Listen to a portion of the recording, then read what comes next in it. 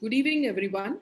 A warm welcome to our viewers to this panel discussion, Structural Inequalities and Issues in Mental Health System in India, the Way Forward. World Mental Health Day is celebrated every year on 10th of October to support the cause of mental health and provide a platform to all the agencies to showcase their work in mental health. This year, WHO has given the goal of increased investment in mental health as the pandemic that is raging across the globe has spiked the mental health issues. The economic, social, physical, and psychological fallout of the pandemic has severely affected large sections of the population. And the importance of mental health is now being recognized more than ever. Brain Behavior Research Foundation of India has celebrated this month as Mental Health Awareness Month starting from 10th of September 2020, where we have conducted weekend webinars on mental health issues of men, women, children, and elderly. This has certainly been a rewarding exercise by the sheer numbers who have been a part of our series and continue to do so. Mental health and well-being is a process, and in times like COVID pandemic, it is imperative to look within and see where we can improve as a system. So carrying on, it's an honor to introduce the esteemed panelists for today. Professor Dr. Rajesh Sagar, sir, in the Department of Psychiatry, All India Institute of Medical Sciences, New Delhi, has an array of work academically and socially behind him. His best is the most important effort that has been propagating the inclusion of mental illnesses in the health insurance. So, sir, would you like to say a few words to our audience?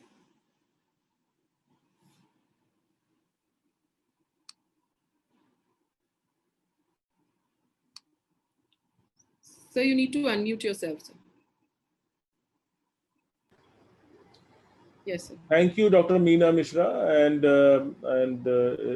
it's a great privilege to be have this panel discussion and to be one of the panelists for this Brain Behavior Research Foundation of India, and where the logo what says the mind matters. I think we do believe that mind is so important, and especially in this World Mental Health Week, we are celebrating, and currently with this COVID pandemic, the mental health has become at the forefront, and everyone is such an important issue it is, and especially the thing which is there, greater investment and greater access, and mental health for all. I think everyone everywhere, that's a theme which is there, which is so important at this moment. And there are a number of things. One of the important thing is that the mental health budget in our own country is less than 1% of the total health budget. So one can imagine that the kind of importance what it's getting, the which should not be, it should not be less than 1%, because mental health is so important. And so we need to see that how one can increase this budget, and because it's a very important thing. The other thing is that the budget it should not be seen as an expense in the mental health, in the sense that what is being said, WHO evidence for common mental disorder, it is said, if you invest $1 US dollar, in the return you will get $4. So what it means is that if you are going to invest in mental health, actually the return is much more, because, and this return comes from where? It is come from productivity of people. The efficiency will improve. So overall, it's in the good interest of any nation to invest in the mental health, because the output will be much more, because people will work with more enthusiasm, more productivity will be there. So it should not be seen as expense. So I think that is what the whole agenda of this theme is, and we need to see mental health as an important agenda in most of the policies, and we need to see that how we can integrate mental health with a general health care. I think again that's a key issue, because when we talk of national mental health program, it was one of the important objective, and I'm sorry to say many places it has not been integrated the way it should be. So I think that is also important thing which needs to be done. Of course, changes have happened, in a positive way, but such a vast country we have, such a a huge population. So to reach out to even a common person, a remote area, is very important, and that is what one needs to do, I think. And but it's good to be have this panel discussion with this important topic. Thank you so much. Thank you, sir. Absolutely. None of the so much of investment in firearms and artillery and all of that has been able to or equipped us to fight against for the fight against COVID. So absolutely, we need more investment in health. Next on the panel, we have Dr. Sujit Kar. Dr. Sujit Kar, would you please address yourself? Good evening, Yes. everybody. Thank you, Dr. Meena Misra, for inviting me to this panel discussion. I would like to pay my thanks to and regard to Professor Rajesh Sagar and two co-panelists with me. This year, the World Mental Health Day celebration is going to be held on 10th of October, and the theme is kept as investing on mental health. So I totally agree with Dr. Rajesh Sagar, who told that investing in mental health is the government is investing less than 1% of the total health budget on mental health. And actually, if you invest on mental health, it is causing the benefit of the individual who is having the mental health issues.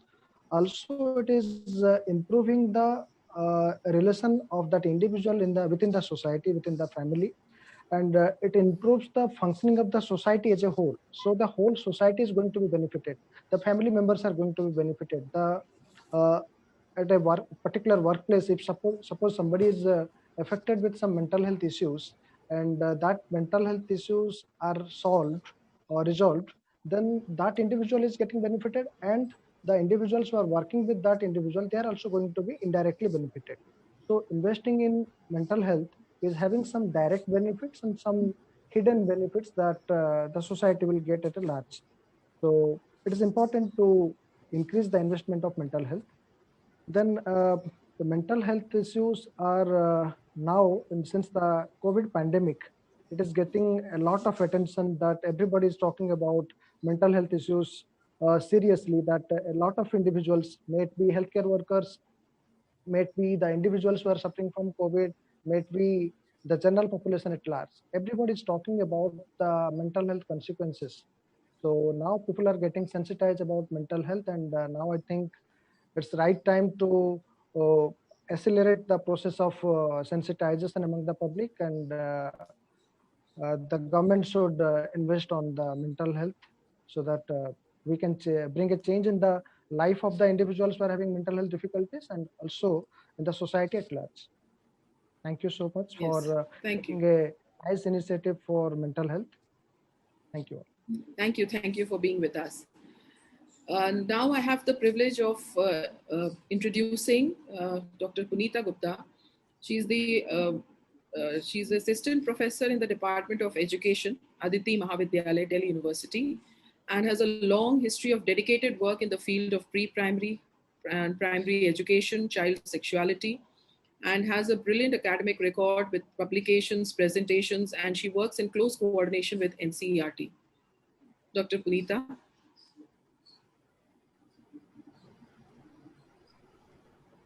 Everyone. Thank you so much, Dr. Meena, for having me here, for sharing my views in such a critical issue, especially in the time of pandemic.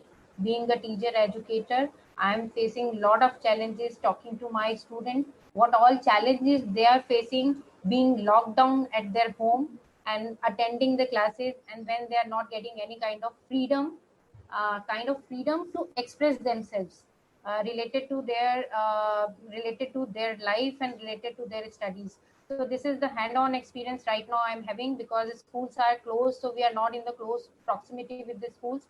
But yes, I'm just growing up an adolescent child at my home also, so I'm seeing his challenges also, what kind of mental health challenges he's facing right now, because he would be appearing in his first board examination.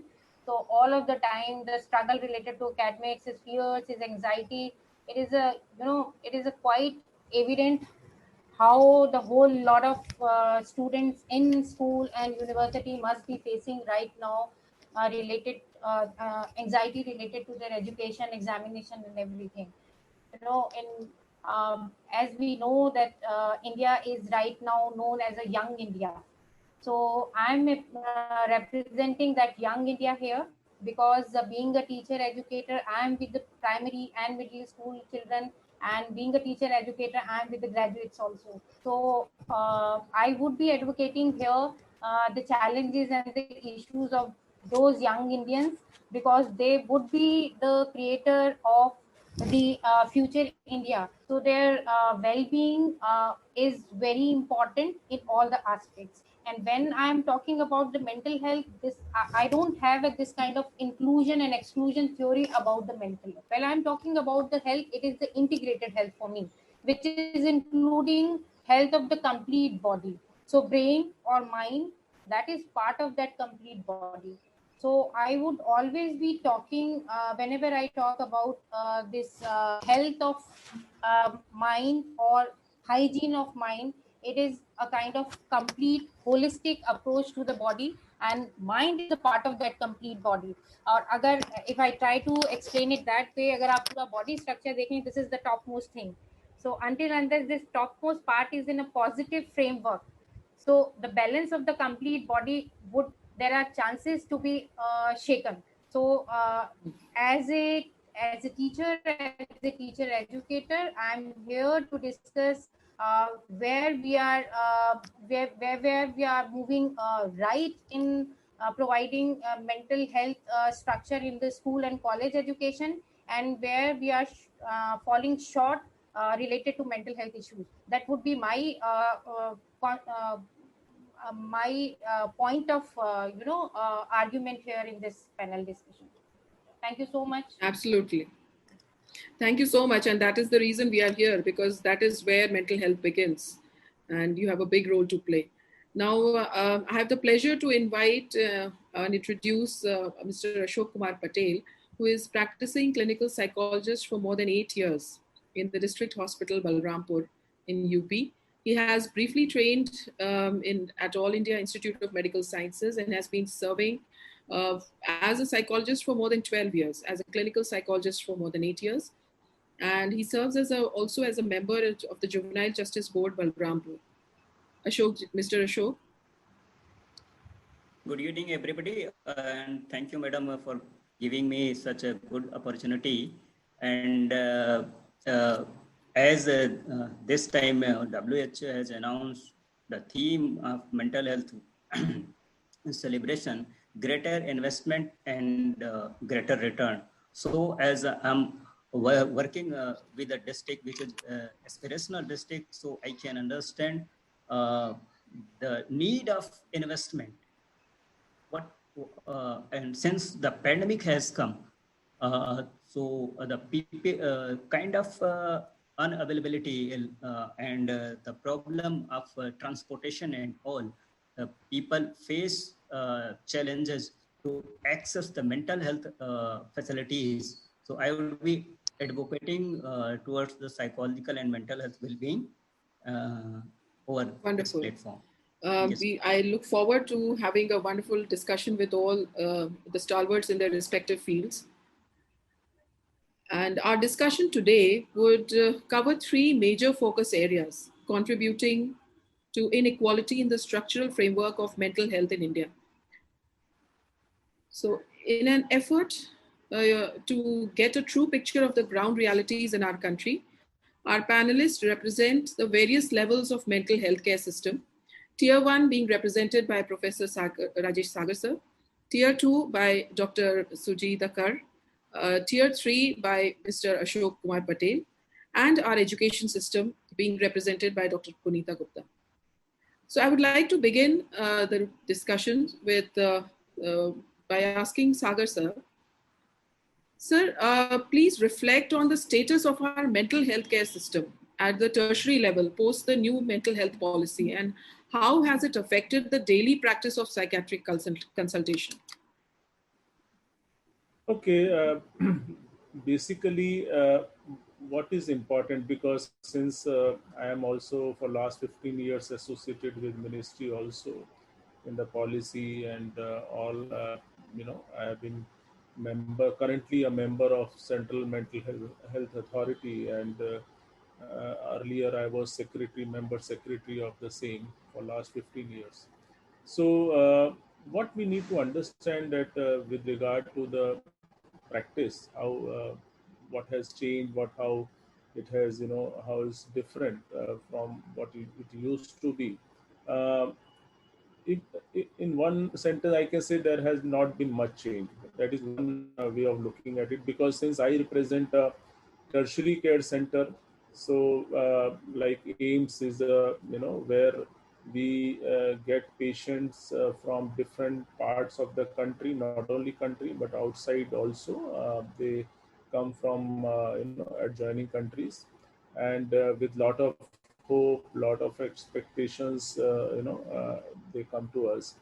And also what we also need to know, that sometimes different states, they are referred to us, places like Bihar and other places where already they have spent so much, and sometimes I get to know some sorry figure, in the sense that they have sold their house, they have sold their cattles, and because sometimes we know that this treatment in psychiatric illness can be chronic, can be, one has to get a treatment for long. So finally when they come to us, so it is there. And basically what we need to understand that this tertiary center we have in our institute, these are apex institute. And also I may add, because since I work with ministry, there are ministry program is what we call as a center of excellence, and which are currently 25 in number, and which has been existing department has been upgraded to the center of excellence, or they have been newly, the process of making those center of excellence. The idea of center of excellence is to have more manpower, because if you know that the national mental health program what we have in our country, since 1982, and one of the national mental health program, the focus was on manpower development scheme. That was the program when which there was emphasis on two things. One was to have, because it has been felt that we are short of manpower. And if I can give you some figures, like we have a number of psychiatrists are what WHO at least says 0.3 per 1 lakh population, about 3,000, 4,000, that was the number. But currently, if you see, the figure has been increased to 0.75 per 100,000. So that's what the figure says, that there has been an increase in recent time. And now you may say that what is the ideal? Ideal is what is said to 3 per 100,000, and what the developed country is, that is 6 per 100,000. So you can see that we are still lacking, but and that was the idea, because everywhere it was felt that why DMHP is not success, why there is a problem. So common thing which was cutting across was lack of manpower. There is shortage of psychiatrists, shortage of clinical psychologists, shortage of psychiatric social worker and nurses and so on. So that to fill that gap, so idea was to one scheme A was manpower development scheme, and in that it was a center of excellence. The other was upgradation of existing medical colleges. So also the funds were given is to the Department of Psychiatry of individual medical college. Let me tell you here, for any MBBS course, Department of Psychiatry is must, otherwise you will not get a recognition. So technically all the medical college we have, they have to have a psychiatry department. So government was giving a fund for the upgradation of a psychiatry department. So these two important schemes. I'm saying all this because I've been part of it. I have gone for inspection.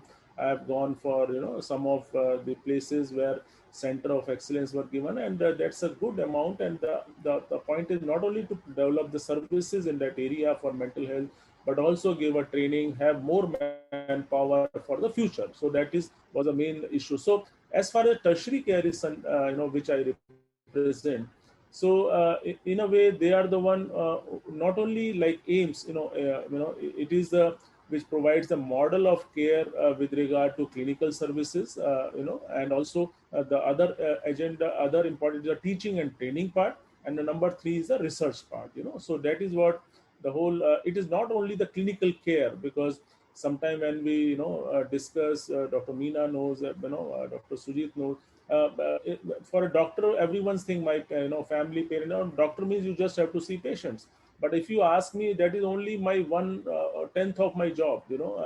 Seeing patient is only very minimal part. So I am involved with teaching my MBBS doctors, to teach them, train them, MD doctors, and plus research. So tertiary care centers, are the one who are doing, who are taking part in these 3 activities, in different gradation, like maybe level 2 centers would be slightly less in that, but more in clinical service, so like that. So some gradation will be there. So when we talk of this tertiary care center, so the main agenda is because they are involved with the policy, they are involved with education, training, apart from the clinical care. Of course, clinical care is the basic minimum, but on top of it, one has to be involved with many other things. The other important thing, since we are talking about the tertiary care center, so one is that we have this tertiary care center, then we have medical colleges where the psychiatric department is there. Then there are 40 plus, mental health, mental hospitals were there. Now they are known as mental health institutions, and in our country we have these. So they are also one. Many of them are providing, of course, all of them are providing clinical care, inpatient care, training, also education. Because since I was part of the inspection of some of the major central government mental health institution also, so they are also the apex institute of their own state. So they are also taking active role in training and their in the state, and training of medical officers and other people. So so the important thing is that since our number of specialists is less, so the onus lies with the state government, mainly, that how they can train more and more people, because you can't produce these professional overnight. That is what, it's a phase manner. So one has to see that how we can train to fill the gap, so that we can provide a care to people. And because I was just trying to see the important reason is because since I have reviewed for many years, all this training is happening. Why we are focusing on psychiatry? Because for MBBS doctor, the exposure in psychiatry was very minimal. Since I was part of it, you only mentioned insurance, but as a CMHA, insurance was one thing which we started, but other thing was strengthening. 2009, we started this movement. It was one of the important agenda of CMHA meet. I'm talking about more than 10 years ago, where strengthening of psychiatry in the MBBS curriculum. So that way we started. We called people from, because since I was secretary of that CMHA, we called experts, professor from medicine department, because psychiatry was part of medicine department. So what we emphasized on, that why we talk of training so much psychiatry medical officers and all, we don't talk of training of for medicine or say gynecology, because they already have exposure in MBBS. So if we have enough training of doctor in a MBBS curriculum itself, then you don't need to spend so much on the subsequent training. It's like, so why not emphasize on training of psychiatry in the MBBS itself? Like, say for example, the training was only 2 weeks out of 142 weeks or 140 weeks. So just it was 170th. But what always I used to say, that in a given practice, when it's a primary health center, or it is a general practice, always we say, Dr. Sujit will know this, that 30% of them are a psychiatric disorder patient. I'm not talking of symptom. So at one point we have 30% of patient, but at the other side, you only have 1/70th of the exposure in MBBS. So just lopsided, it all skewed. So in a say, that is why the exposure of psychiatry in MBBS is important. So the important thing is that since you talked about the tertiary care centers, tertiary, So the onus lies in training more and more people, quality care, comprehensive care, where the person is ultimately their tertiary care center are the one where the patient will be referred from secondary care level or other care level. But at the same time, they are part of the policy also, and research is again because that also onus is there, because in India we have very the research focus is very less. In fact, I will tell you one thing very interesting. 80, and this has been said because our AIMS had celebrate research day every started. So there, Dr. P. N. Tandon had said 80% of the medical colleges have not published a single paper in last 5 years. Now, this is a huge, research does not mean that it has to come only from few centers of the country. India is such a huge country. Research should go everywhere, in every state. It should not be only in handful of medical colleges. So that again, at the moment, emphasis is there on tertiary, centers. So I hope I answered your question about tertiary care center. If there is anything more, I would be happy to respond to it. Yeah, back to No, Dr. Meena. absolutely, sir.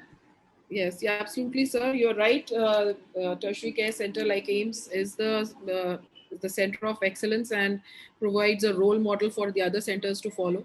And so, in the same way, Dr. Sujit, would you like to answer the same question, with respect to the tier 2 cities or in the medical college and hospital that you are? What do you see has been the impact of the new health or mental health policy? And what is the status of the mental health care system? Has it improved or has it remained the same? Like, we were quite disappointed, to be honest, Sagar sir, that you said it has not changed at all. I was really hoping that we have done some improvement. But let's see what is there at the tier 2 city level. Over to you, Dr. Sujit. Thank you, ma'am. Actually, national mental health policy is a national policy, and the health is a state affair. So, a state can design its own mental health policy or can directly adopt the policy that is designed by in the national level. So, in the state of Uttar Pradesh, the state has adopted the national mental health policy that is designed in the state level. Regarding what is the change of mental health scenario in the state of Uttar Pradesh, I will say in the year 2015 and 16, uh, National Mental Health Survey was conducted in India in 12 states of that country, and Uttar Pradesh is one of that state uh, where National Mental Health Survey was conducted. So it is one of the largest survey in mental health to know the mental health morbidity in the country. So that came out with the result that 85% of individuals who are having mental illness, they are not able to reach for treatment. So treatment gap is more than 85%. Dr. Sagar was a part of World Mental Health Survey that was conducted in the 2004-2005. That survey came out with the finding that more than 90% individuals in India, they have treatment gap for mental illness. Those who are having mental illness, they are not able to reach for treatment. 90% individual, they are not able to reach to the professional care. So over a period of time, there is a change in the awareness of individuals, and people started coming to the psychiatrist and for particularly for treatment of their mental illnesses. 2015-16, by the time we did the survey in our state, only 16 districts of Uttar Pradesh out of 75, only 16 districts they had they have district mental health program by that time 2015 and 16. So after the survey is completed, we reported the findings to the state government, and state government, the state mental health authority convinced the government. Then subsequently the government agreed to expand the district mental health program to all the 75 districts of Uttar Pradesh. So in the phase that was increased to 16 to 30, then from 30 to now it is 44. So district mental health program was introduced in the Uttar Pradesh in 1996-97, and 1996 to 2016, over a period of 20 years, only 16 districts were covered with district mental health program. But over a period of last 3 years, I will say that it has been expanded to 16 to 44. So that is that is definitely a drastic change in terms of expanding the mental health program in the state of Uttar Pradesh. And government was planning to expand it to 75 districts, and the post was advertised in the end of 2019. But somehow, because of this COVID pandemic, there was the government was not able to do the recruitment of the mental health team for the rest 31 districts. So it is in the process, and government is convinced to expand it to all the 75 districts. So the change that we expect, that once the district mental health program has been expanded to all the districts, so now the treatment of individuals who are having mental illness in the state of Uttar Pradesh, some of the individuals, most of the individuals, they go to the faith healers, some of them go to the general care physician, primary care centers, or to the other medical practitioners other than psychiatrist. Only very few are able to reach to the psychiatrist. Once you have a team at the district level, and the outreach programs are conducted by the district mental health team, so we are expecting that more number of people will reach for help, and we can reduce the treatment gap for psychiatric illness, which is now 85. We can see in the coming days the treatment gap will be reduced. This is the positive note I will want to say. Regarding the Tier 2 city Lucknow, Lucknow is having 3 government medical colleges. They are the topmost institutes of the state. One is Sanjay Gandhi Postgraduate Medical Institute, which is a super specialty teaching institute. Then King George Medical University, which is a autonomous medical university. Then Ram Manohar Lohia Medical Sciences, that is again a government hospital. Other than that, there are at least 8 private medical colleges in the city of Lucknow.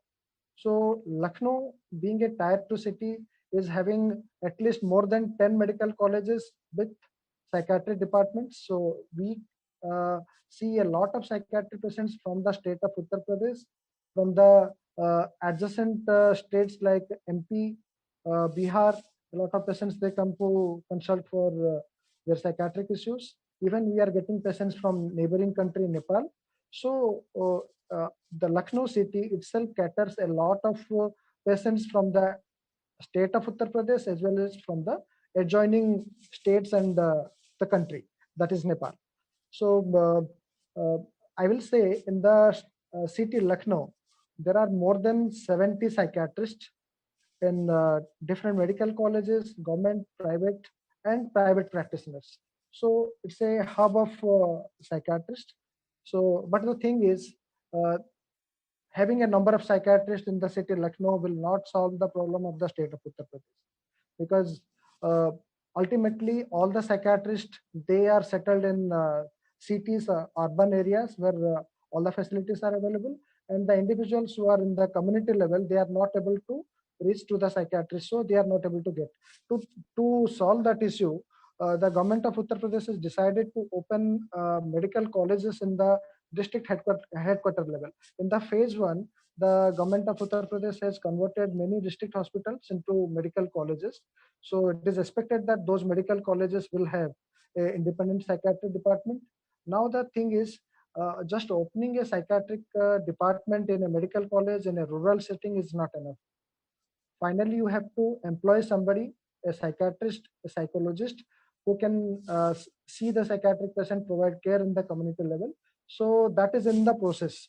So government is proactively doing recruitment of psychiatrists, psychologists in the medical colleges, and it is in the process. And very recently, the government has also advertised for the post of recruitment of various psychiatrists in different medical colleges in the state. So that is going on. But one thing that is identified, that is pointed out by Sagar sir, that the medical students, they are, we have to generate interest among the medical students to opt psychiatry as a career, because psychiatry is not an independent subject in the MBBS medical curriculum. It's a part of medicine. So Indian Psychiatry Society is fighting to make psychiatry as an independent subject in the medical curriculum, so that the psychiatric training during the MBBS undergraduate medical curriculum will improve. So that will generate interest among the medical students to take up psychiatry as a career. So that once we will have more number of psychiatrists, obviously we can recruit them in different places. For your information, India, we have less than 10,000 psychiatrists for more than 130 crore population, which is approximately, we'll say that around 0.5 psychiatrists for 1 lakh population. So there is definitely a scarcity of manpower in mental health. We have very few number of psychiatrists in the country. The number of psychologists in the country is still less than 0.01 per 1 lakh population. And the number of psychiatric nurses, psychiatric social workers are still less.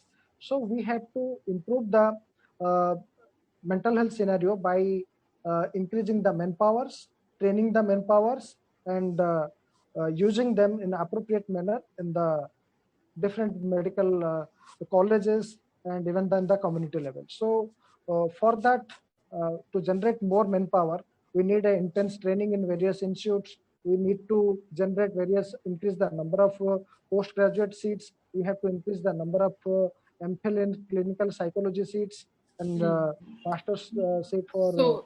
So Dr. Sujit, we'll come to this training of manpower part in the next segment of our. Yes, okay. Sir, you want to say something? Yeah, no. I just, because since you started, what the change has happened, I think, though I just say that, there has been not a change in the sense that I was part of this development, of this, formation of National Mental Health Policy.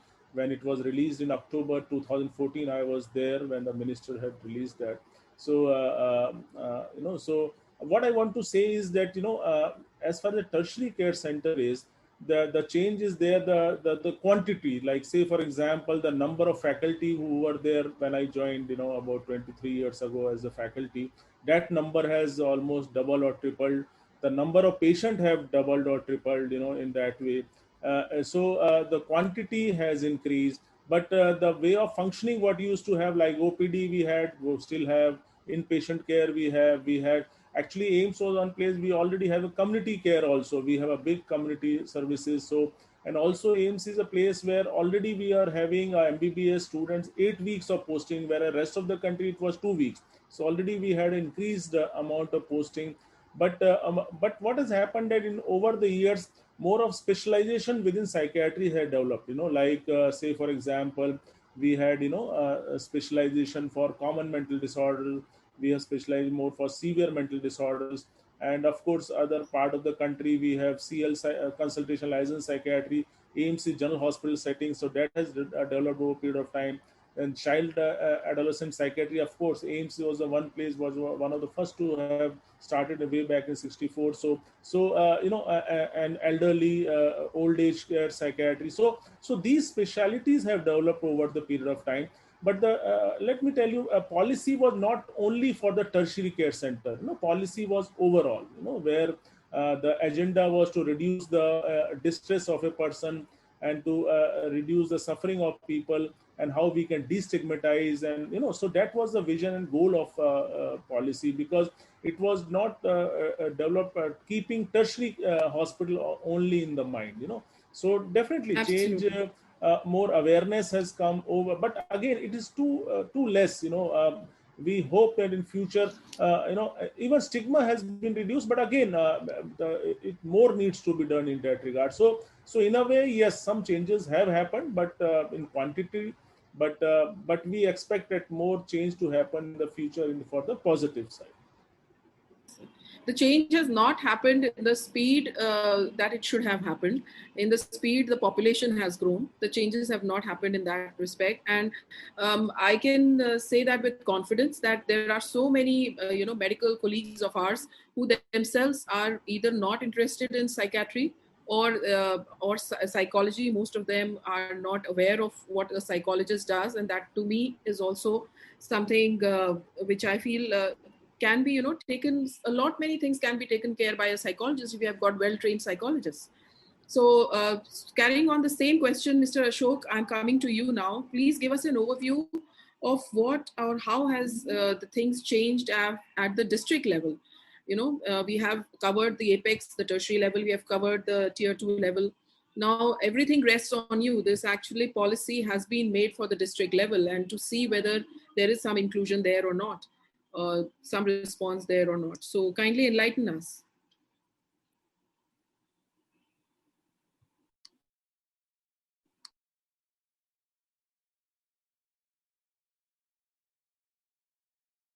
Microphone is switched off, so please turn on your microphone. Yes. Yes. So as we listen the story of metro cities, then second tier cities, and now I'm covering the story of the third tier cities. So this is the very first time when mental health, this DMHP program has launched in 43 districts. So I'm the first person who started mental health unit in district hospital. And I'll tell you the story, the shortage of experts in my district. There are, you can count in on fingers the postgraduate medical professionals. And there is no psychiatrist in my district right now. And while I'm watching the patient coming from the place, I'm actually very near to Nepal. It is just 43 kilometers away from my place. So people are coming with a mental illness, but there is a if that is a severe case, that case need medication, I'm totally helpless. Even even in my hospital, there are no people who can give some kind of help in terms of the medication. So, not even the medical officers who are posted there, Ashokji? Actually, most of the people at this hospital is a shortage of the doctors. So the most of the people just dealing those patients only wherever their expertise. So the mental health is quite neglected over here. Right. So thank you so much. So this is an honest representation of facts, sir. I think we are doing well as far as the the surface or the crown is considered, but the health policy actually should trickle down to the basic level for which it is intended, and that's where we still need a lot of work to be done. So coming to the next, Sagar sir, you have already covered a bit of it in the first question itself. But what sort of trained manpower is required at all levels for seamless reach of mental health services at the tertiary care level, if I may say? And in comparison to other countries, where do we stand as a developing country? Okay, that's a very important point because, as I said, since we have been working with the ministry, and as I said, National Mental Health Program, we have 82, and somewhere in 2010 or so, we had this, the whole agenda was on manpower development scheme. Now, how much it should be, I will tell you, the problem is not so much about, the number of psychiatrist or professional. I think, of course, it is there, and but the more problem is the unequal distribution. I think that we have to see more carefully. What I'm saying is here is, if let's say there are in a place 500 psychiatrists, most of them are stated in the metropolitans or the cities only. So what we expect that in the rural areas, remote areas, it used to be said that person has to travel 400 kilometers, 300 kilometers to visit a psychiatrist. So that is more a problem, because this unequal distribution of expert, and it is not only true for psychiatry, it is true for other specialists also. We should not say it's only for psychiatry, because everyone gets concentrated in the metropolitans and the major cities.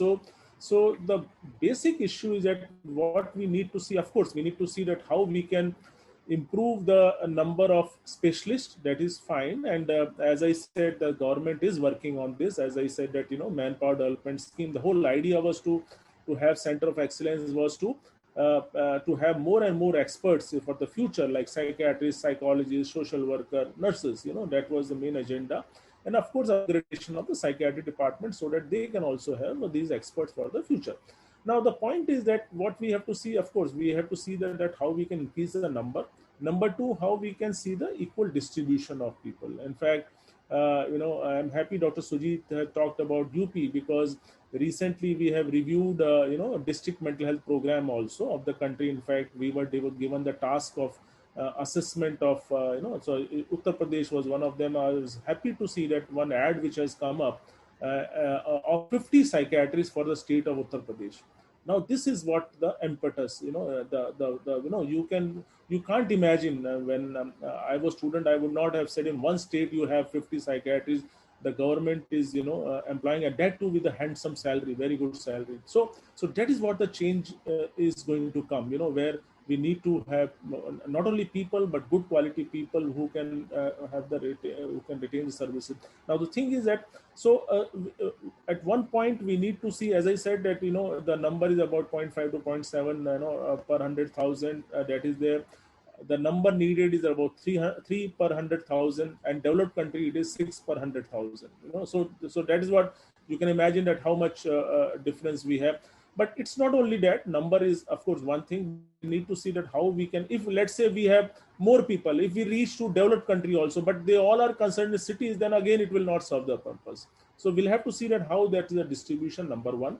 Number two, by the time we have these experts coming up in near future, we can train a medical officer, and that is what the whole idea is, that to fill that gap for the future, we need to have these expert trained who can at least manage or identify patient at the primary care level or the district level or even below district level, where if a psychiatrist is not there, so even medical officer can identify and treat or may refer. So at least the what the gap we are talking about, what we discuss about 80 or 90% gap, so that can be reduced. If our medical officer also, if they are trained effectively, then they can provide the services. At least the gap can be reduced. And because what we need to understand, psychiatric treatment is not one-time treatment. You have to have a regular follow-up. You need to see patient on a regular basis and so on. So at one point we need to have more experts. That is true. We are less in number. Though the number we have increased over a period of time, but at the same time, to fill that gap, we need to train more and more people, and this training has to be continuous process. It should not be seen as, that is what I have written in my report also of DMHP. Usually we see that one-time training is enough. It's not enough. We need to have booster session. We need to have hand-holding. If you really need to see the change in in any kind of a care, we need to have a training on the regular process, continuous process. Hand-holding is required. I can give you one example that AIIMS had a multidisciplinary, especially used to go Leh Ladakh, which gets cut off, for 6 months. So our team of different specialists had, used to go on regular basis. For psychiatry, I also, had gone there, and we have gone few times there. So what we need do that, train the person there who was not a psychiatrist, a medical officer. At times he used to give a phone call to me to take advice. So that hand holding is required. And now we have this telemedicine facility, but that is what he used to do earlier. I'm talking of many years ago. So that hand holding is required. Any person to whom you train, it is not just one time training is enough. So that is what is needed. So if we need to fill that gap, so we need to see more experts, and these center, and we do have enough number of centers. They have to increase the number. Like if you see the number of MD students which were there, now they have almost doubled in our department, and that's true for all departments. Even Lucknow also, King George Medical College, and many places the number have increased. So that definitely the number has increased, but we need to train more and more people so that we can fill the gap, and that is what which is needed for the future. At the same time, we hope that in near future we will have a good number of experts to provide the services. Thank you. So time and again it has been said, I think training of manpower that we do in India, you spend so much of your precious time and energy in training students, but the absorption in the system, in our system, is equally important, which is not there. And then there are so many people, because psychiatry is so sought after, in the countries abroad, that most of them, they migrate. And it is such an easy, way. We are losing out on so much of talent and so much, just because we are not able to absorb them in our own country, in our own system.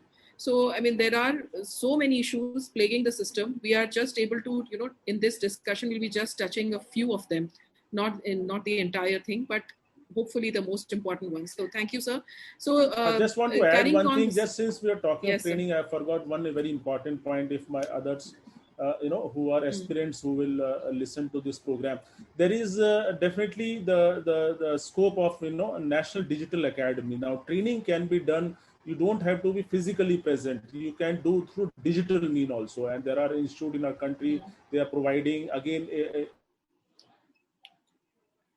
hub and spoke model. The whole. So what I'm saying is that training does not mean that you have to be physically present. It also can be done through telemedicine facility, where the training can be done, and that's one important use which can be there, and which already is being done. Like NIMHANS, they are doing with many other states. They are connecting. Even so, National Digital Academy has a big future as far as training is concerned for not only training of psychiatrists but also nurses, psychologists. So this technology can be made good use of for training of future professional. I think that is very important.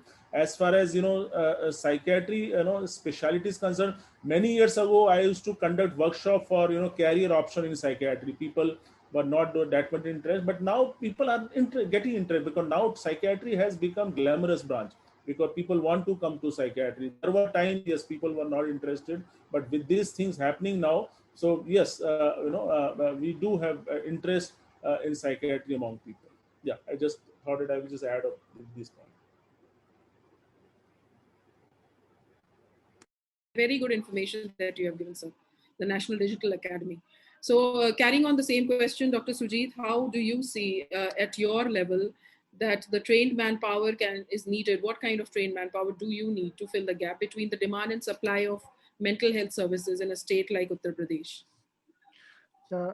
I totally agree with Sagar sir.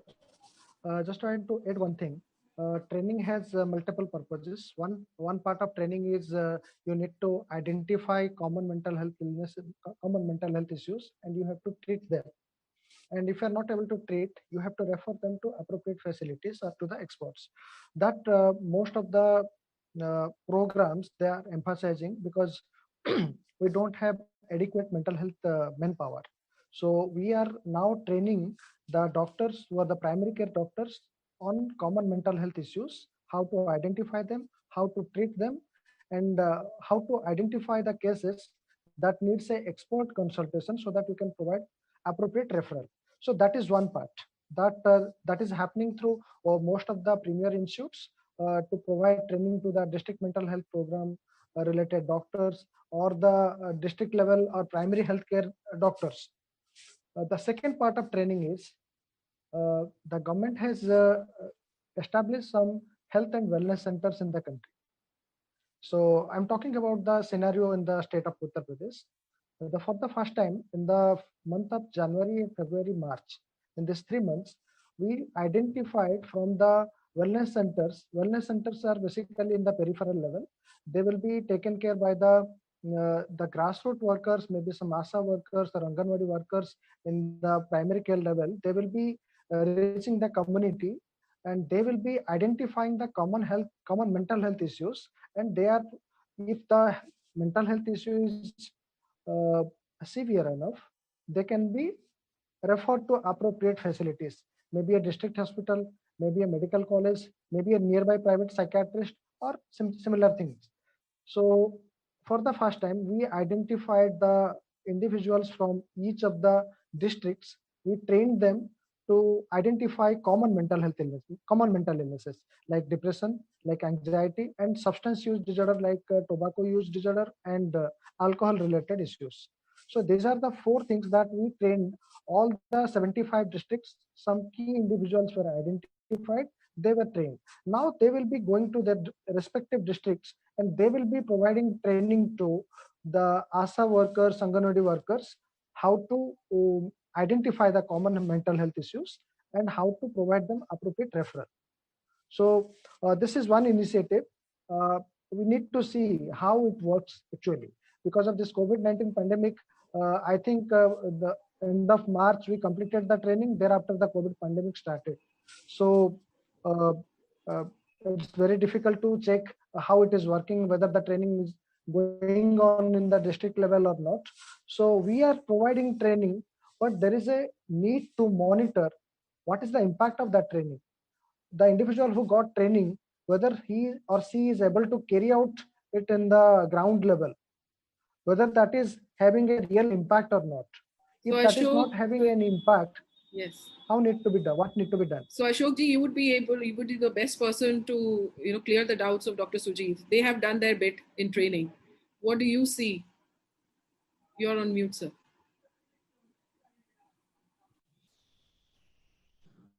Very true. As Dr. Sujit sir said, Health and Wellness Center and other things has been started in district level.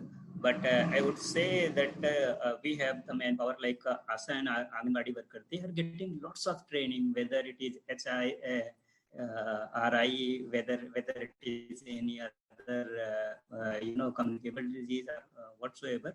So they are getting lots of training, but we do not have manpower to watch them. We are giving just training and they are going to their house and forget whatever we got.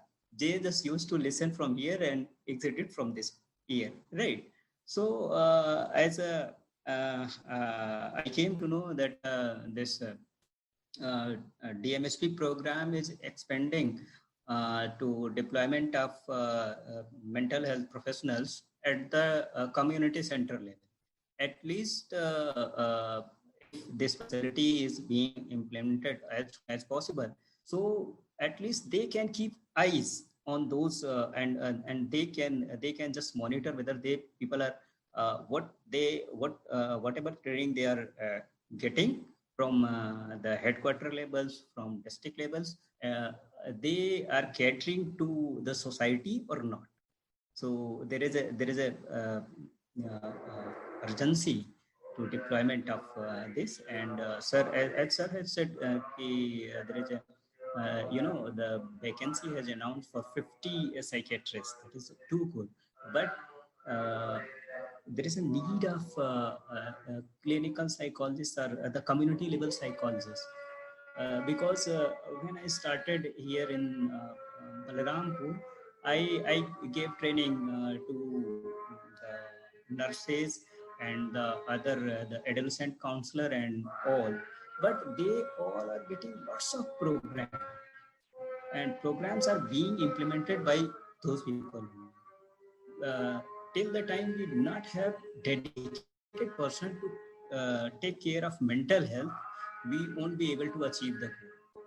Exactly my point. This is what I wanted you to come up with. Actually, we are actually putting a lot of burden on the ASHA workers who carry the burden of implementing the ground implementation of so many of our health policies, including the mental health policy. So we have got very good observations with this aspect of our discussion. And that is now move on to the other aspect, which is a very basic aspect for all of us, and because of which we all of us are sitting here for this discussion, and that is education. So Punita ji, you have been involved in the education system as a student and as a teacher now for a long time. So my question to you is, do we take mental health as a critical aspect of overall well-being in the formal education system? And if yes, then what is the redressal mechanism we have in the system?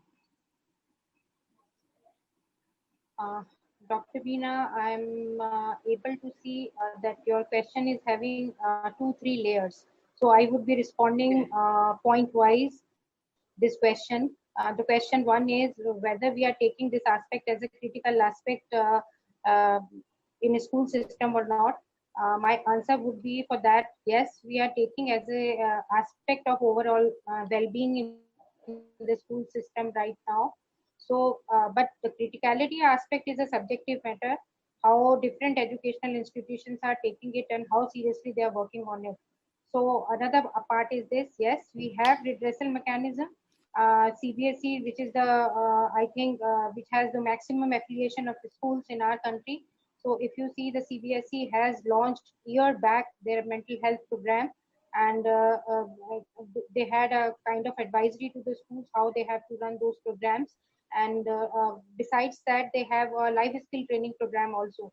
This is what we have at the program and policy level, but how it is being executed in a school, that is a different thing.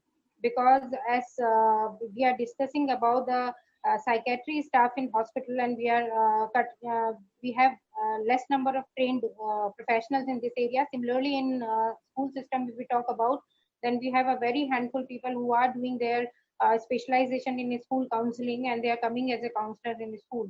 And still in government school, we don't have a permanent appointment for the school counselors.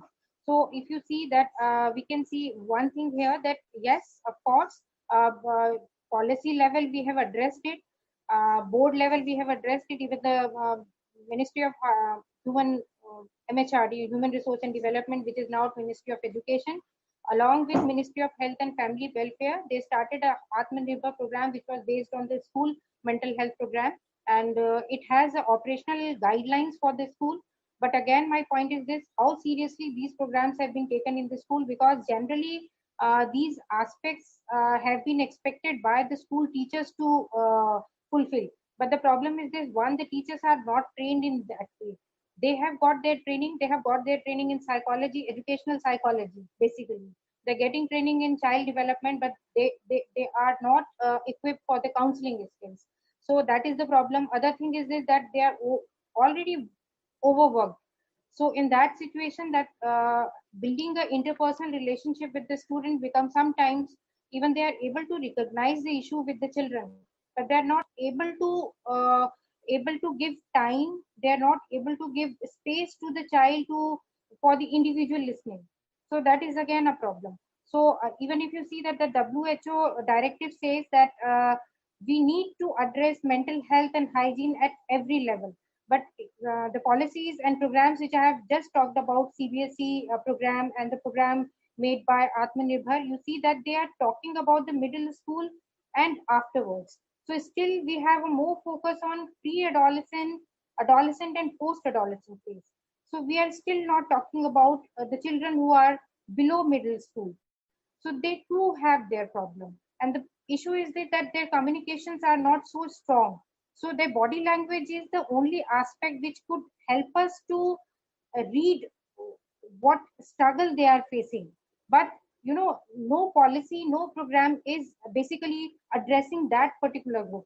We are addressing that particular group only for the prevention of abuse, including the sexual abuse. But when it comes to the mental health, back of the mind, we have a stereotypical notion at this stage: what kind of stress, what kind of fear, because everything is being taken care by the parents. So a child is having a very joyful life. It is a childhood phase. Generally, we don't have issues at the childhood phase, but we need to understand the impact of globalization, impact of urbanization, impact of digitalization is actually changing the complete scenario in lower school level also. So we need to address these issues there also.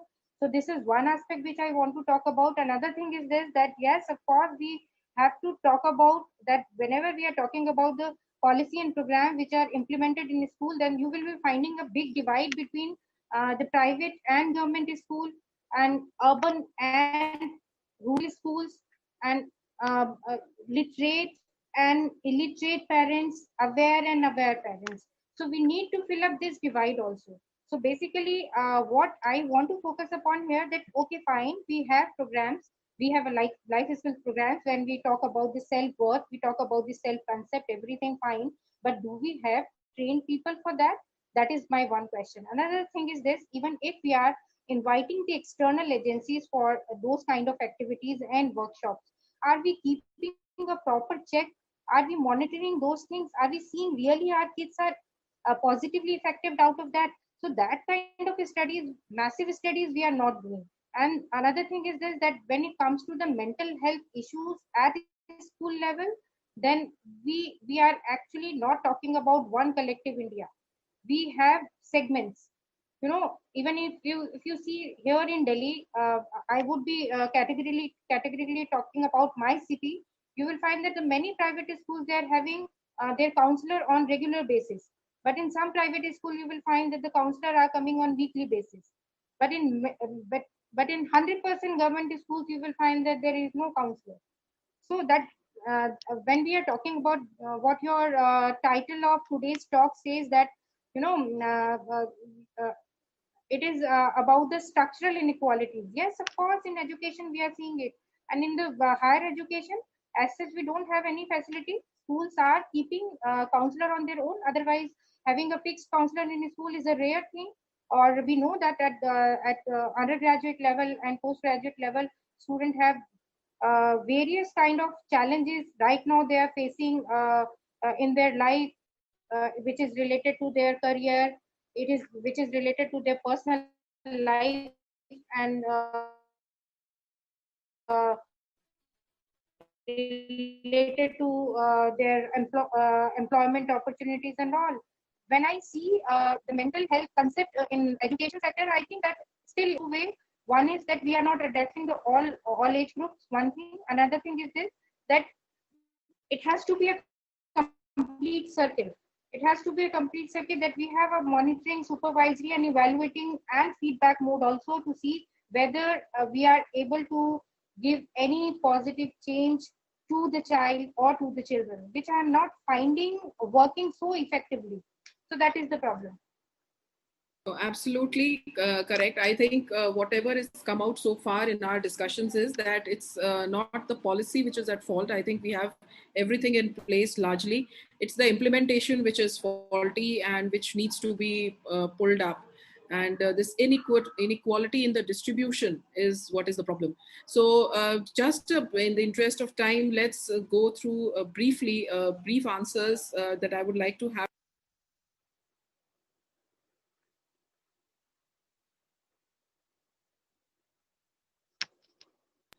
Yeah. So coming to you, sir. Sagar, yes, sir. You wanted to say something? You are mute. You are on mute, sir. No, I didn't hear your question. So there was a blank. So I just said that. Okay. So we'll, in the interest of time we'll be I just want some brief answers from our panelists regarding the training, the further training, like coming to you, sir, in the training in psychiatry. You were a student and now you are a teacher. So has the training undergone any kind of a change in terms of to generate more interest among the students in terms of placement? And do you think whatever change has been there has been sufficient so far? Yeah, basically the change what has happened in recent one, that now we have WhatsApp, we have internet, we have online, we have online classes. So that technology, those were the times earlier, we had to go to the library, read the books physically, the way traditional method was there. But now things have changed. It is more of a screen time and online. You have earlier there was a struggle to get some article, but now it's easily available. So things have changed for betterment with regard to because of this globalization, because of this easy access. So now no one can say I didn't have this article. So it's available. So that's one thing. And but the flip side is that the earlier there was a more intense discussion amongst ourselves. The standard teaching, student teacher, teaching used to be there, but now it's a more of an online thing. So yeah, everything has a price to pay. If you have one thing on this side, and obviously the other side will be reduced. So yes, so I think that has changed a bit. And earlier there was not so many for students other specialization. It was only postgraduate MD in psychiatry, but now we have DM, super specialization. So one studies for that also. They want to go higher up. Those were not there earlier. Now there are more distractions because of all this. Earlier there were not much distractions. So yes, so change has happened. But again, now we can say that to reach out to anything is much easier now. Any article to write to anyone, You can email anyone to get the response immediately. So with this technology, definitely the access to any article, the learning has become easier. And you need not struggle for these. So that is a thing which has changed over a period of time, for the betterment. Yes, absolutely. Dr. Sujit, your thoughts quickly on this. Please unmute your mic. Unmute your mic, please. When I was a student of medicine, we used to have different textbook of psychiatry. And in the market, there is only one textbook of psychiatry, which is for the undergraduate students. Now, if you see the number of textbooks for undergraduate psychiatry, there are so many textbooks. At least I can name around 5 to 6 standard textbooks that are followed by the undergraduate students. And of course, I agree with Sagar sir that digitalization has changed the uh, way to perceive things, way to see things. Now people, students, they used to refer what are the symptoms of schizophrenia, how a patient with schizophrenia behave through the YouTube channels, through different internet blogs, different stories. Now they are able to assess. As a student in my life, I was not able to do that because these things were not accessible to us. So there is a definite change in the way of assessing to different information, different sources of information. You have now students, they have a lot of choices to choose which psychiatry book for their preparation, therefore understanding a subject. So now they have a lot of choices. Of course. So we have a lot of information available on our tips, Yeah. and a lot of choices for the information that we want to gather. Yeah. Coming to Ashok ji, how would you say that the teaching in psychology has changed, the teaching and training quality in psychology? You were a student there back then. Yes. Earlier, when I was a student, there was only 12 institutions which are giving training in clinical psychology. And when I'm employed, so I'm watching that there are 43 institutes which are giving training in clinical psychology. And there is a development in clinical psychology. Then now the specialization has come up within the clinical psychology. Actually, NIMHANS is giving fellowship programs for the MPhil who has completed MPhil from other institutions in child psychology and family therapy, addiction, and all. So there are lots of changes in terms of specialization, in terms of technology, in terms of recent with the evidence recent research. So my another question to you is in the same light would be that what are the reasons, in your opinion, that psychology is not yet taken so seriously by the people in the management of mental health? And do you see any change at all in the mindset over the years? Well, actually, the mindset of people who is coming for the treatment of mental health, who is taking treatment for mental health, their mindset actually very important, which is a great barrier. If any patient comes to me and I start to talking, what happened? So if he asks, you are a medical person? If I'll say, no, I'm not a medical person, but I can treat. So I can help you.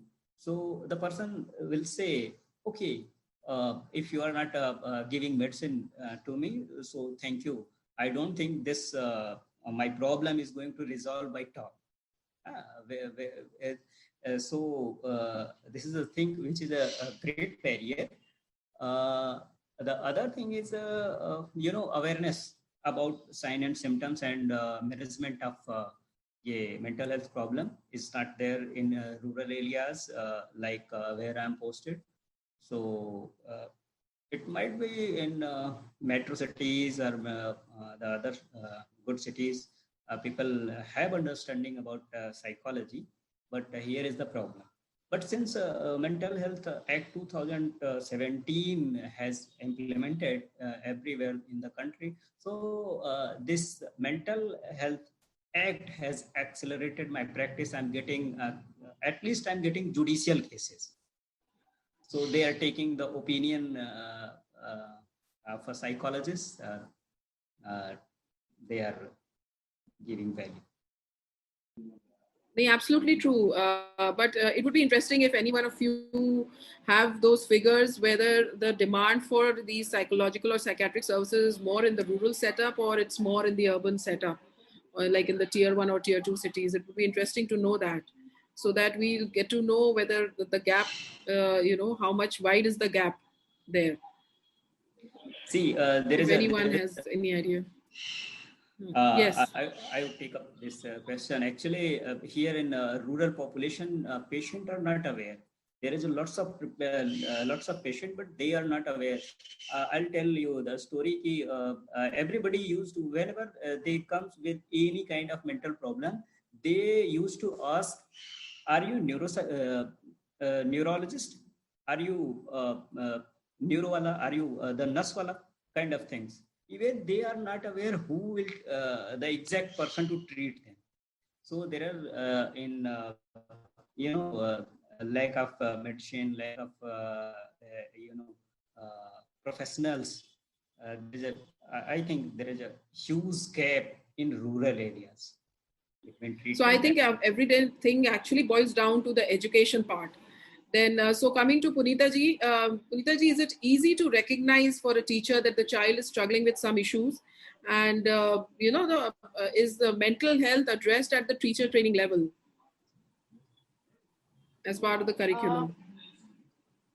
If it is not easy, then it is not very difficult also to identify that the child is struggling with something, because certain things can be make out from the overt behavior and overt gesture. Body language speaks a lot. So if teacher is able to build a interpersonal relation with the child, so it is not a tough task for a teacher to at least to recognize that the child is facing something, because we cannot deny this fact that the violence and self-harm and bullying, these kind of cases are increasing every day in a school. So, a certain kind of pressure, there are pressure related to academics also, pressure related to examination, pressure related to learning, are there which teachers can make out, talk about that particular child. If I'm finding the child is not very comfortable and not communicative and suddenly has become very passive, not participating, basically is withdrawing from everything which is related to school. So one thing is that a teacher has to work upon this thing, whether the school situations are conducive enough, whether the school provides a kind of connect to the child is feeling safe and comfortable discussing those things. Because the children who are neither able to share their issues and challenges at home, nor they are able to share with the school, are the most vulnerable one. So initial level, because I said that the training part is providing a little bit content, knowledge, and school practices on these areas. So it is not very difficult for a teacher to at least recognize those issues. That is a secondary part. What would be the treatment? That is a secondary thing, because the child might be needing a specialized, kind of concern with the parents. But the first thing is this, because too much of burden of additional workload related to administrative thing, if you are having population survey, then teachers have to go for that. Even for the polio drops campaign, teachers would be engaged for this work. So they have, apart from the college main teaching learning process, they are having so many administrative responsibility. Even if they want to have a kind of emotional connect with their student, they are not able to give that much of time to them.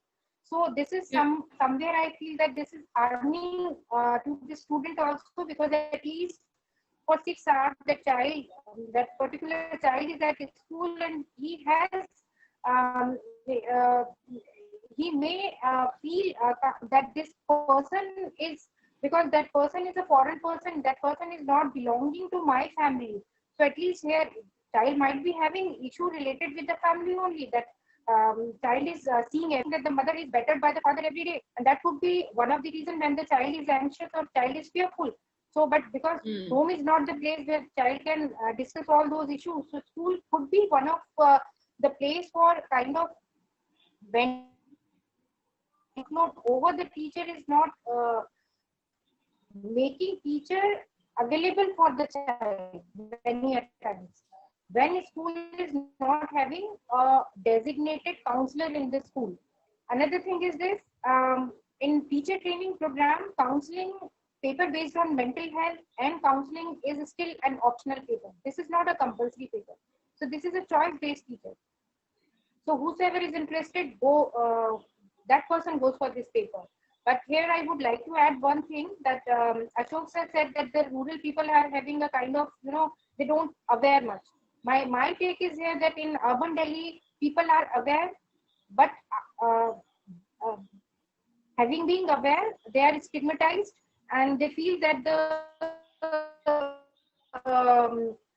talking to a counselor or saying mental health issue would be a kind of, is going to be very negative to his personality and the impression of the family.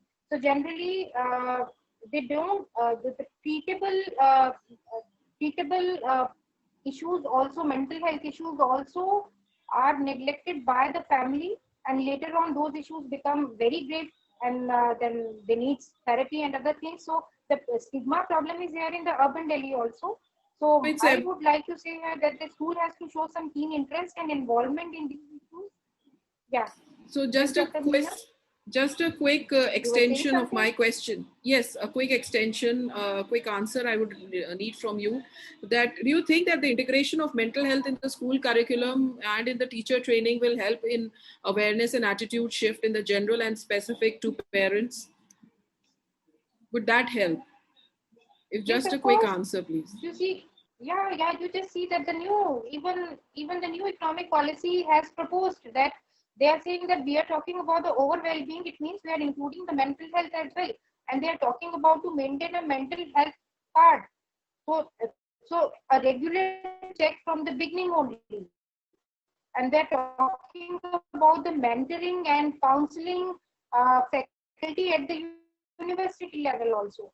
So we need to understand that the system is also now finding that this is something which needs to be focused upon from the beginning schooling phase of the child.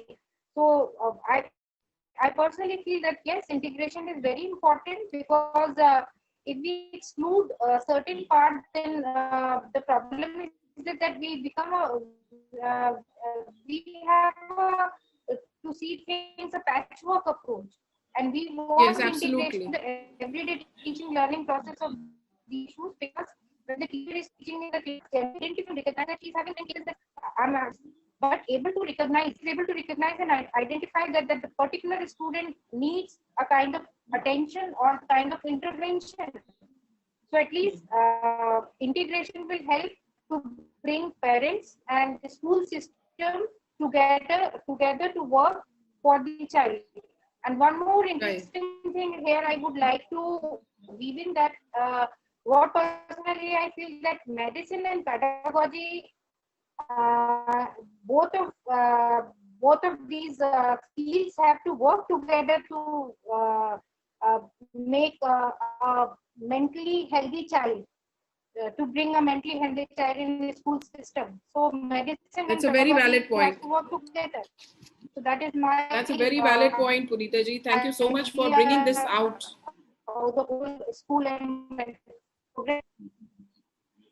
Yes, that's a very valid point. Now, we are already ahead of what we had decided on.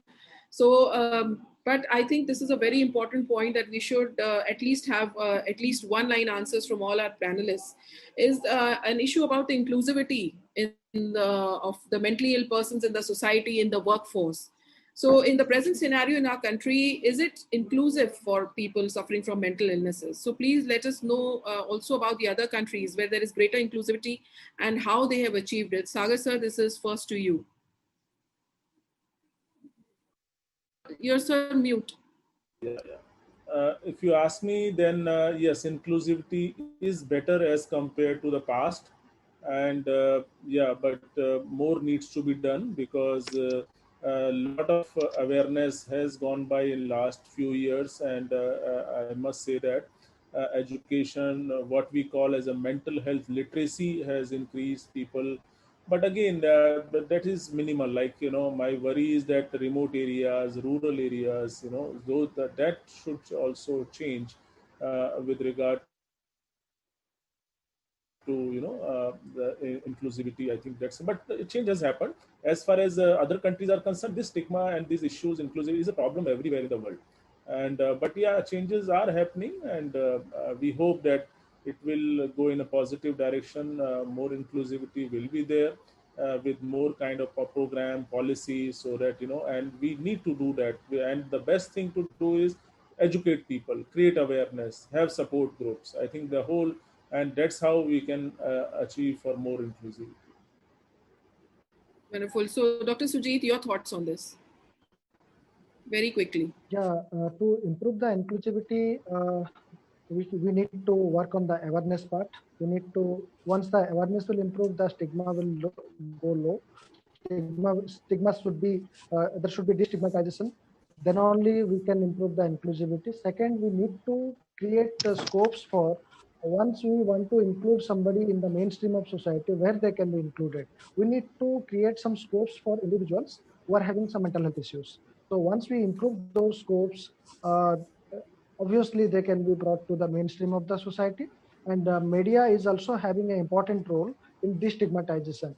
So media should portray psychiatric illness in a proper manner. They should encourage the individuals who are recovered from mental illnesses, and so that we can create awareness and destigmatize and bring the mental health individuals with mental illness to the mainstream of the society.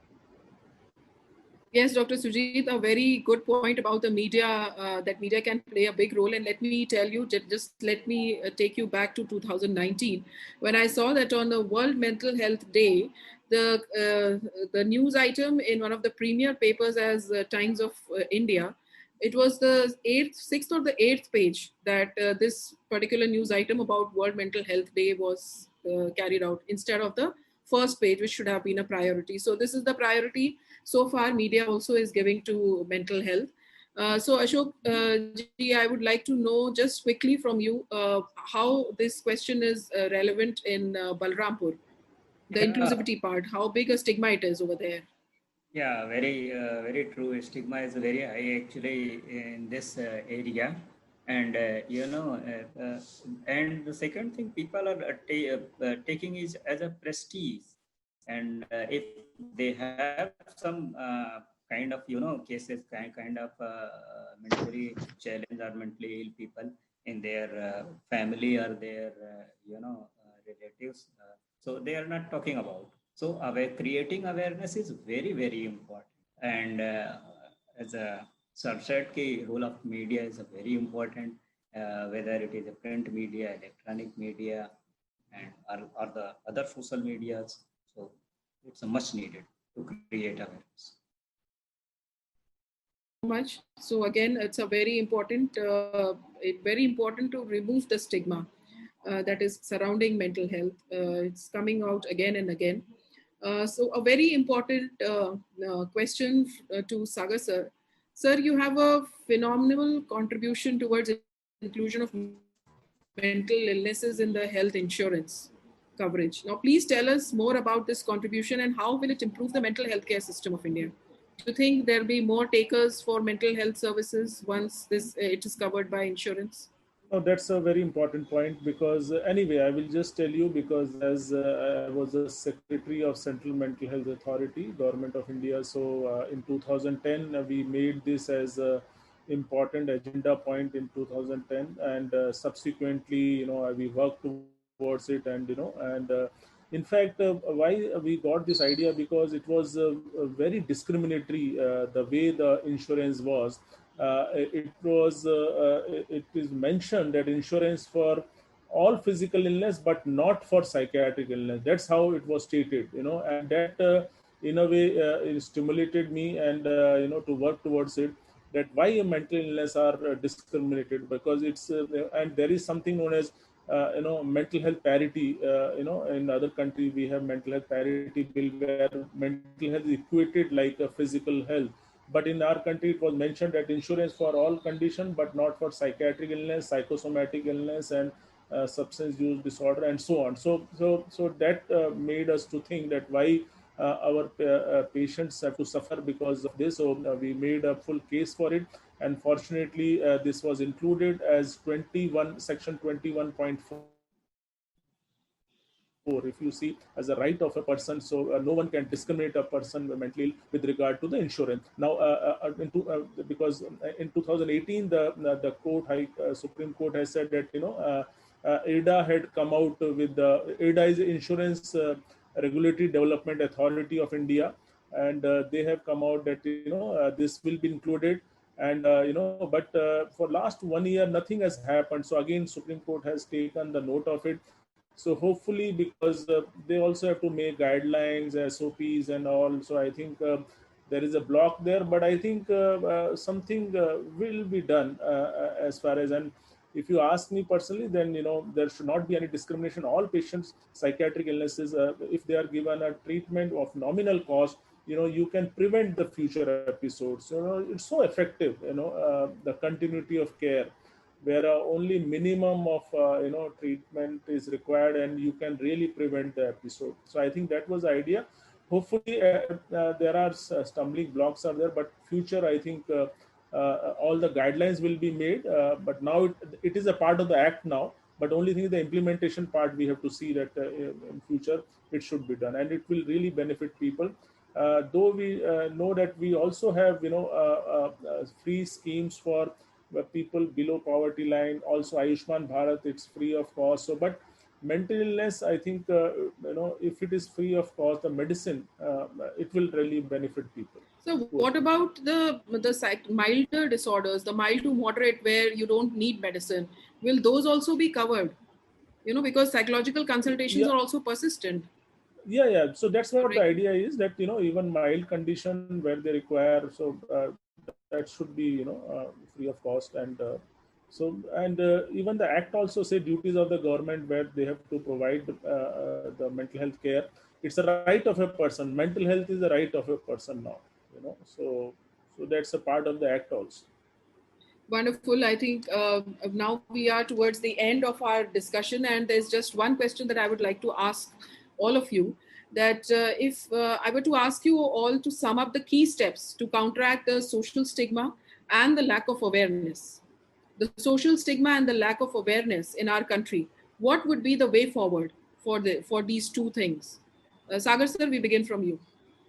Yeah, that's a very important point. I think if we really want to bring a change, and if you see over the years, the awareness and education has really helped people. In fact, those who were in the closets, they have come out, they have sought help, they have gone to the taking care of themselves. So to really look at that, I think we need to educate people. Now, even when we talk of in district mental health program, there is something known as IEC, information, education, communication. IEC activities are part of any district mental health program. Now, in that also, of course, the basic level is create a poster, like, from Balrampur, we have Dr. Ashok here, like, posters and, pamphlets and all these are fine. But what I see personally, these are actually posters and all are one-way communication. The best thing in IEC is it has to be two-way communication. Like you have something to show and let people ask questions. Let them, interact with you.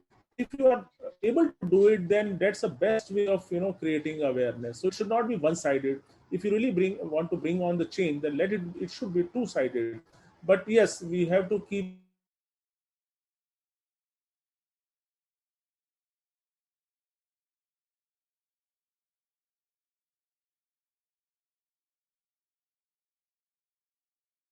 when you give, then people will think twice, that, okay, these can be treated. They are like any other person. They are not dangerous.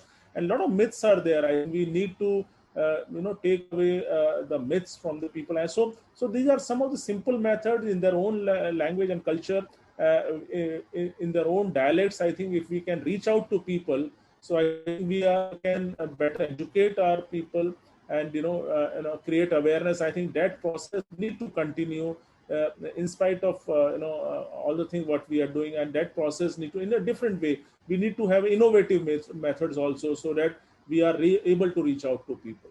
Yes, wonderful. Thank you, sir. Dr. Sujit, quickly from you.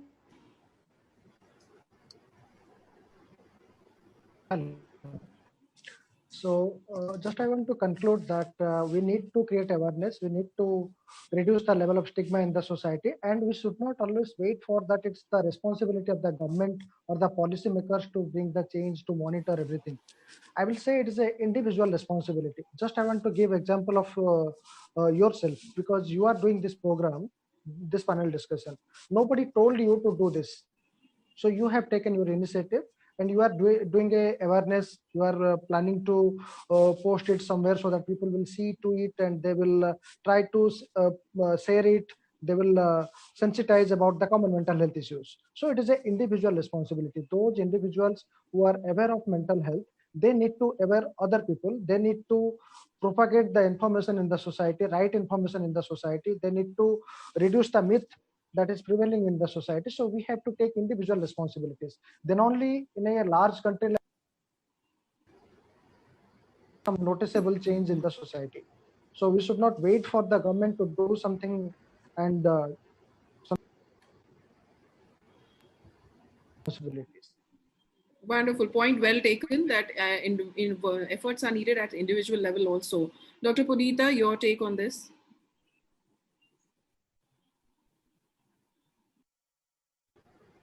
Dr. Meena, can you repeat the question? Actually, I was offline in between, so I didn't hear what was the question. Is that this is a summary question. If I were to ask you to sum up the key steps to counteract the social stigma and the lack of awareness in our country, what would be the way forward? I'm from the education sector, and I think that the people who are in the education can become the real workforce for this purpose. So they can work to sensitize and to make people aware, because they have a good amount of population in their umbrella. So, school education and university, there are millions of students with them. So at least they can start. We say that the charity begins at home. So we can start with our own students, these kind of drives. But of course, I feel that the community involvement is very important, and we have to connect every step. We have to connect with the family. So because unless we are not having the acceptance in the family for certain things, so we cannot move ahead. So that is one important thing. And I feel that we have to take along all the genders with us, and we have to take the people of different sexual preferences also, because generally I have seen when it comes to the when we talk about the mental health issue or any other issue, there is a kind of exclusion of these population. So when we are talking about this thing, then we have to take everybody with us, one thing. And another thing is this: when I'm talking about mental health issue, I have seen that the children who are in the primary and below primary, they are generally not taken care of. So we need to understand that they not only to know about abuse and prevention from abuse and sexual abuse, they need more from us. So we have to extend our understanding of that particular age, so that we can start this mental health program from as early as we can start with the students, and that would be beneficial for them. That will help them to make a positive attitude, and of course for the positive personality development. Of course, and it will simultaneously educate the parents as well, whether they be literate or illiterate. Wonderful. And last to you, over to you, Mr. Ashok, your summation of these points. Well, I think clinicians should not wait to come the community or the patient to them. They should start some program in the community to create, awareness. What I did here, instead of doing all my duties, with the district hospital, I start to go to the community in a Sunday whenever I am free. So I'll tell you when I has started here, 3 or 4 patients I was getting within the month. Now, by this activity, when I am interacting people, people are knowing, oh, this is the person who can help me. So when I did this activity, so right now I'm getting 65 to 70 per month. So I think it is a good achievement of my community activity. Like Dr. Sujit said, again, an individual effort, an individual initiative. So that has been wonderful. So thank you all. It has been a wonderful session and hope it gives some insight to individuals and authorities to introduce the measures that remove the stigma attached to mental health and enhance the overall inclusivity for overall health and progress of our nation. So Jai Hind, Jai Bharat. Thank you so much. Jai Hind. Thank you.